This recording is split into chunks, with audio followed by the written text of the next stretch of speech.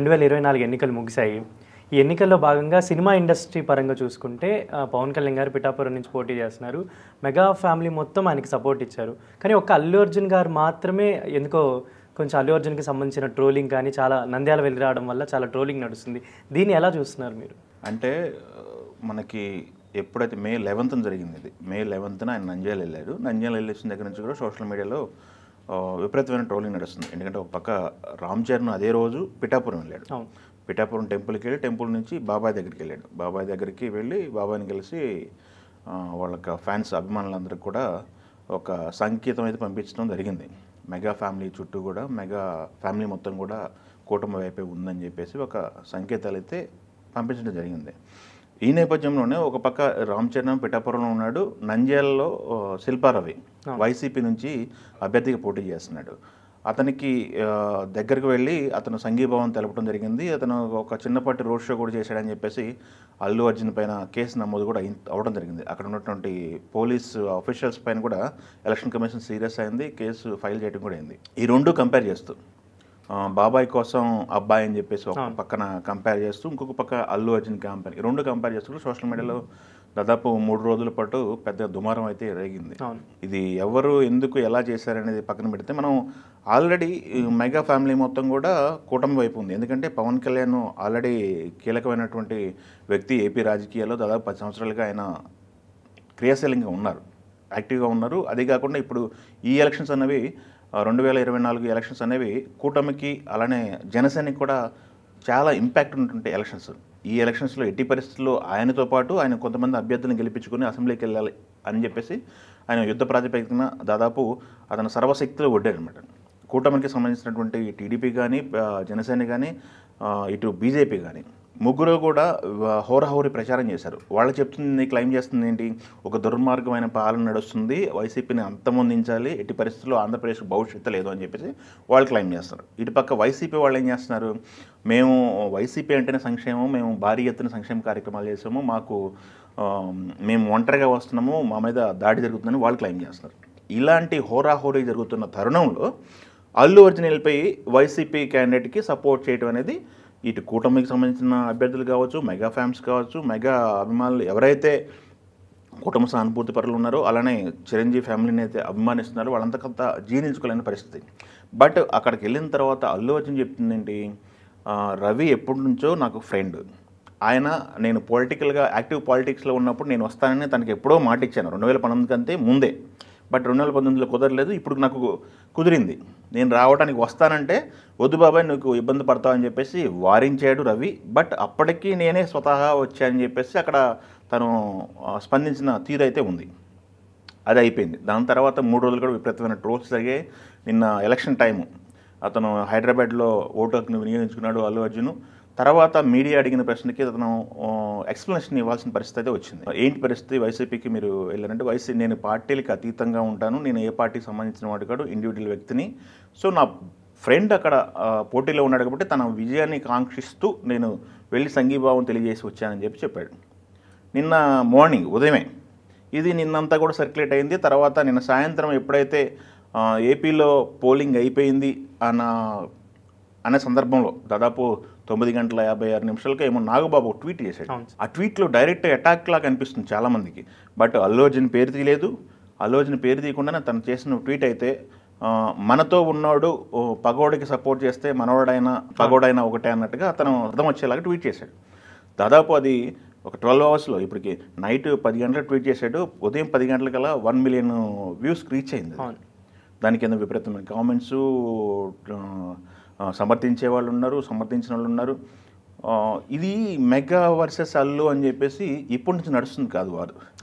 మనం గతంలో చూసుకున్నా కానీ చెప్పను బ్రదర్ అని చెప్పి పవన్ కళ్యాణ్ గురించి అల్లు అర్జున్ అన్నారు చూసారా గతంలో.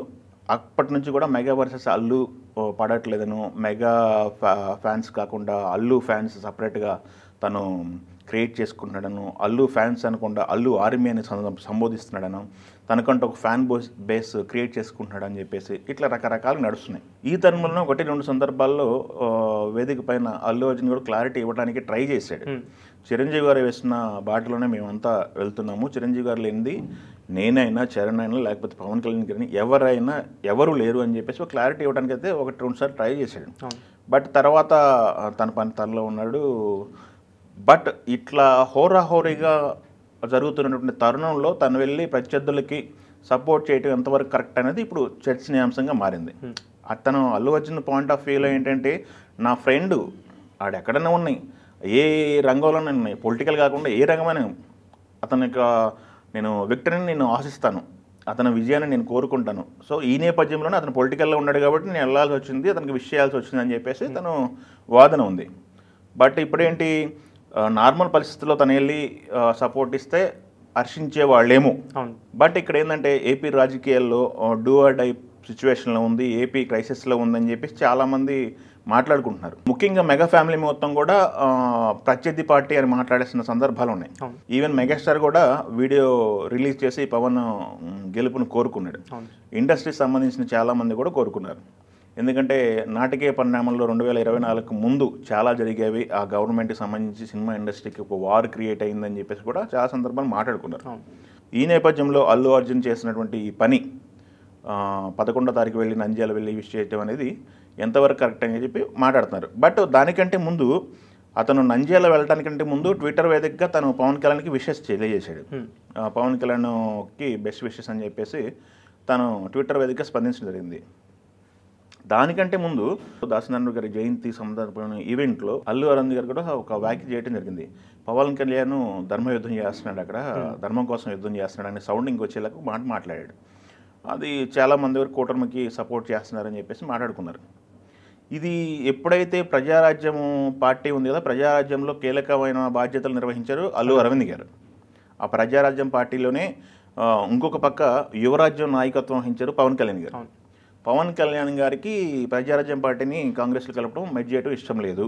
ప్రజారాజ్యాన్ని తీసుకెళ్ళి కాంగ్రెస్ పార్టీలో కలపడానికి లేదా ఆ సర్కంటెస్ట్లో జరిగినటువంటి కొన్ని నిర్ణయాలకి అల్లు అరవింద్ బాధ్యుడు అని చెప్పేసి ఒక వదంతులు అయితే బయట సర్క్యులేట్ అయినాయి.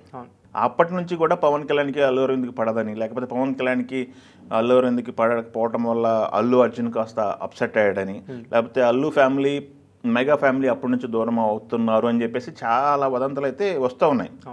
బట్ ఎప్పుడైతే పెద్ద ఎత్తున వదంతులు వస్తున్నాయో అప్పుడు 1-2 సార్లు దానికి క్లారిఫికేషన్ ఇవ్వడం కూడా జరిగింది.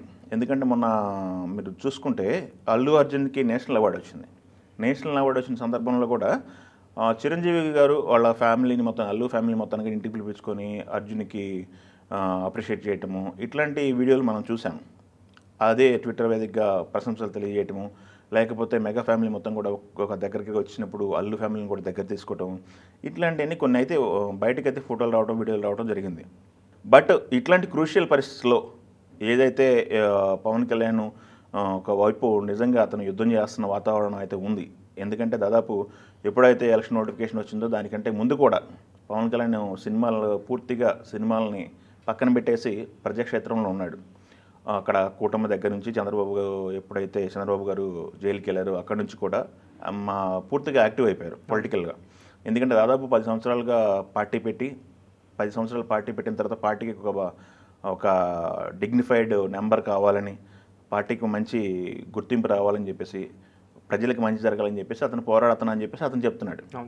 ఇట్లాంటి తరుణంలో వాళ్ళు ఎప్పుడైతే ప్రత్యర్థి అని చెప్పేసి వాళ్ళు డిక్లేర్ చేసుకుని వార్ డిక్లేర్ చేసిన సందర్భంలో నువ్వు వెళ్ళి ప్రత్యర్థి పక్క పార్టీకి సంబంధించిన వ్యక్తికి మద్దతు తెలియజేయడం అనేది ఎంతవరకు కరెక్ట్ అనేది ఇప్పుడు డిస్కషన్ అనమాట. సో ఇప్పుడు నాగబాబు చేసినటువంటి ట్వీట్ కూడా అలానే ఉంది. అయితే గతంలో నేను చెప్పను బ్రదర్ అన్నప్పుడు వీళ్ళ ఫ్యాన్స్, పవన్ కళ్యాణ్ ఫ్యాన్స్ అందరూ డిస్లైక్లు కొట్టించడం ఇలా చేశారు కదా. ఇప్పుడు వాళ్ళు మెన్షన్ చేసేది ఏంటంటే చాలామంది పుష్ప 2 అప్పుడు చూసుకుందాం మనం అందరం అన్నట్టు మాట్లాడుతున్నారు. అంటే ఇదేమన్నా సినిమా మీద ఎఫెక్ట్ పడే ఛాన్సెస్ ఏమన్నా ఉంటుందా? సినిమా మీద ఎఫెక్ట్ ఎప్పుడు పడుతుందంటే, మీకు సినిమా అల్టిమేట్గా బ్లాక్ బస్టర్ అయిందంటే అందరూ చూస్తారు, అందరు ఫ్యాన్స్ చూస్తారు. సినిమా కాస్త అటు ఇటు అయ్యి యావరేజ్ టాక్ తెచ్చుకున్నప్పుడు ఇది ఇబ్బందికరంగా మారుతుంది. ఎందుకంటే ఈ నెగిటివ్ స్ప్రెడింగ్ అనేది న్యూట్రల్ ఆడియన్స్ ఉంటారు కదా, వాళ్ళని థియేటర్కి దూరం చేస్తుంది అన్నమాట. సో మనకి సినిమా ఎక్స్ట్రాడినరీగా ఉందంటే ఓకే, అది వెళ్ళిపోతుంది. బట్ అటు ఇటు కాకుండా యావరేజ్ టాక్ వచ్చినప్పుడు మటుకి మీరు అన్నట్టు అది కాస్త ఇబ్బందికరమైన సిచ్యువేషన్ అయితే వస్తుంది. ఓవరాల్గా మనం చూసుకుంటే ఈ నిన్న నాగబాబు చేసినటువంటి ట్వీట్ అయితే డైరెక్ట్గా తను మనసులో ఉన్నదైతే బయట పెట్టాడని చెప్పి మనం చెప్పుకోవాలి. ఎందుకంటే వాళ్ళ ఫ్యామిలీ అంతా కూడా రోడ్ల మీద ఉండి తిరుగుతుంటే వెళ్ళి మీరు వెళ్ళి ఇలా సపోర్ట్ చేస్తారా, ఒక సీటు గెలిచినా కానీ ఒక నెంబర్ పెరిగినా కానీ ఇబ్బంది కదా అన్న ధోరణిలో తను ట్వీట్ చేయడం అయితే జరిగింది. అంటే అల్లు అర్జున్ గారిని ప్రచారానికి ఏమైనా పిలుచుంటారా వీళ్ళు? పవన్ కళ్యాణ్ యొక్క దాని ఏమంటారు మనస్తత్వం ఏంటంటే, నేనున్నాను ప్రజాక్షేత్రంలో, మీరు సినిమాలు చేసుకుంటున్నారు, పొలిటికల్ వేరు సినిమాలు వేరు, మీరు చేసుకోండి, స్వతహాగా మీ ఇష్టమైతే రండి లేకపోతే లేదని చెప్పేసే మనస్తత్వం పవన్ కళ్యాణ్. అతన్ని ఎవరిని నేను రమ్మనలేదు, ఎవరు వస్తానన్నా వద్దాను అనే మనస్తత్వం అతను 1-2 సందర్భాల్లో చెప్పాడు కూడా. మనం పద్మ విభూషణ్ అందుకొని మెగాస్టార్ వచ్చినప్పుడు మీడియా అడిగిన క్వశ్చన్ కూడా అదే, మీరు వెళ్తున్నారా పిఠాపురం అన్నప్పుడు చిరంజీవి గారు చెప్పిన సమాధానం, పిఠాపురం ప్రస్తుతానికి అయితే వెళ్ళే ఉద్దేశం అయితే లేదు, బట్ పవన్ కూడా నన్ను రమ్మనలేదు అని చెప్పేసి మాట అన్నాడు. సో ఆయన వాళ్ళ అన్న సొంత అన్నను కూడా నువ్వు వచ్చి నాకు ప్రచారం చేయమని చెప్పలేదు. అతను ఫైట్ చేస్తున్నాడు, రావాలనుకుంటే రండి, మీరు ఎంతవరకు చేయగలరు అంతవరకు. మీకు ఇంకోటి గమనించదగ్గ విషయం ఏంటంటే, అదే నంద్యాల వెళ్ళిన రోజు అల్లు అర్జున్ నంద్యాల వెళ్ళాడు, బట్ రామ్ చరణ్ పిఠాపురం వెళ్ళినప్పుడు రామ్ చరణ్తో పాటు ఉన్నది ఎవరో తెలుసా, సురేఖ గారు, అల్లు అరవింద్. కొడుకేమో అటు నంద్యాల వెళ్ళాడు, ఫాదర్ ఏమో పిఠాపురం వచ్చారు. సో మరి ఇది మనం ఇక్కడ ఏం గమనించాలంటే, ఇక్కడ జరుగుతున్నటువంటి వాళ్ళలో శత్రువు కంటే కూడా మిత్రుడికి వెళ్ళి సాయం చేయాలని చెప్పి అల్లు అర్జున్ ఎక్కువ ఫీల్ అయ్యాడా, లేకపోతే ఏంటి అల్లు అర్జున్ మనసులో ఏంటనేది 1-2 సార్లు చెప్పడానికి క్లారిటీ ఇవ్వడానికి ట్రై చేశాడు. ఆ వీడియో కూడా మనం చూసాం. బట్ దీంతో సంతృప్తి పొందుతారా మెగా ఫ్యాన్స్ ఏంటనేది చూడాలి.